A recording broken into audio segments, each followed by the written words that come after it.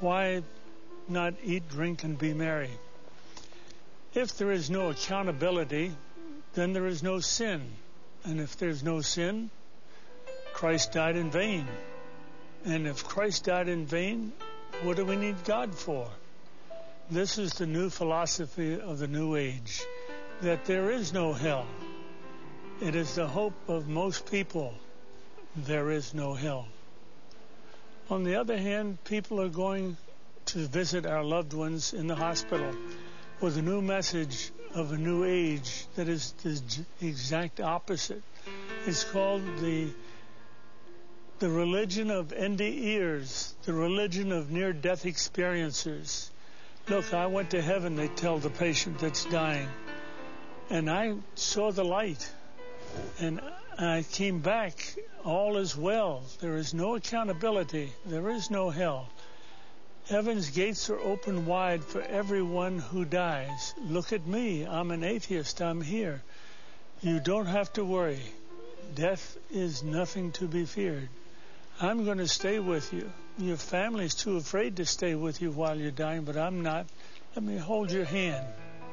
Let me tell you about this glorious thing that's coming to get you, this beautiful light at the end of the tunnel, where there is no worry, no loss, only gain.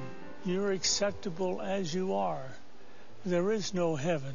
There is no hell. It is eternity for all. And this is the new age called the Omega faith, where everybody goes to heaven. And this is the group that's coming into our hospitals now, counseling the dying instead of our church groups counseling the dying. The dying is the most neglected ministry of all ministries we have. Nobody wants it. Everybody's afraid of the dying patient. And the dying patient wants to know what dying is all about. Does it hurt? Is there life after death? Is there heaven after hell? How can I make sure that I'm going to get to heaven? And you can tell them. It's a free gift. You can tell them how to get it. But if we don't defend ourselves against the Omega faith and these people infiltrating the hospitals now with a faith that's deadly, nothing, that the world is nothing, then we're going to lose our own Christianity. The patient will die naked without any faith at all. We'd like to introduce the case of Dr. Whitaker, who's still in practice, an atheist at the time, had nothing to do with God. But there's a situation that occurred that changed his life, and we'd like you to experience it with him. It was February of 1975. At that time, I was an alcoholic out of control. I was also using recreation drugs, but primarily alcohol was my drug of choice. And I totally was out of control. And I had a lot of friends in the entertainment business, and Hoyt Axton happened to be one of them, Ringo Starr, and a bunch of people. And so they were having a TV special on the West Coast. And so Hoyt had called me and asked me if I would like to go or come out. And I told him, yeah, I'd love to, because I knew there was going to be a lot of booze. I knew there was going to be partying. And while they were doing their special, I was doing my thing.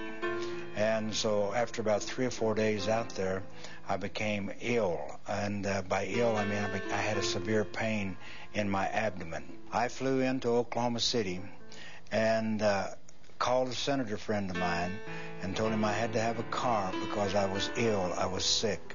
So they sent a car and they took me home, and I checked into the hospital at Wadley Hospital in Texarkana in February of 1975. I checked in with electrolytes, which means my potassium, my chlorides, and various chemicals were so far out of balance that they had to give me IVs to build me up. Now, at that time in my life, I was an atheist. I was a hardcore atheist and was living for myself. Atheists are self-centered, and they live for themselves. And this is where I found myself in 1975 in the hospital, and they took 3 days, and then they operated me. And when they operated me, I found myself in intensive care. I woke up on a respirator, which means they were breathing for me. I couldn't speak, But I had been laying there in a coma, and I had heard these people talk about how sick I was and how I was going to die and how I wouldn't get out of the hospital. And at that time, my hair was very, very long because I just wore my hair long. And I heard one guy say, his hair is long. And another guy said, not nearly as long as it's going to be before he gets out of here. And a third voice said, he's not going to get out of here. He's going to die. And after 3 days, I could breathe on my own. And I remember my doctor, my surgeon, a guy by the name of Donald Duncan.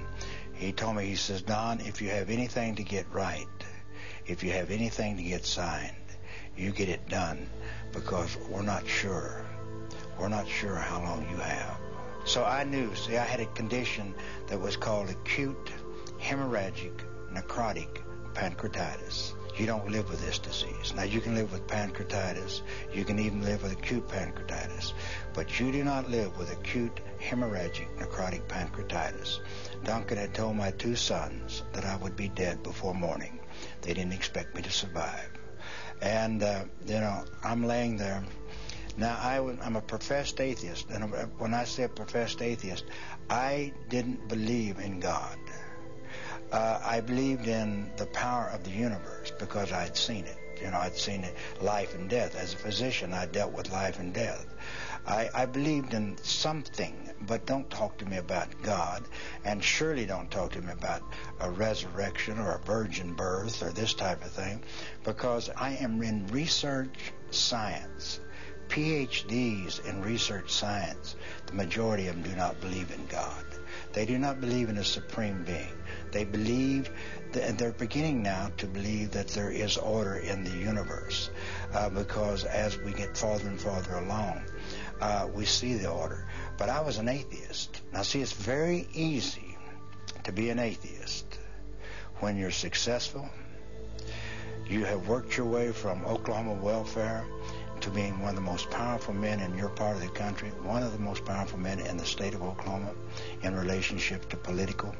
It's very easy to be an atheist when you have done all of that. A man can sit back and say, I don't need God. What is God?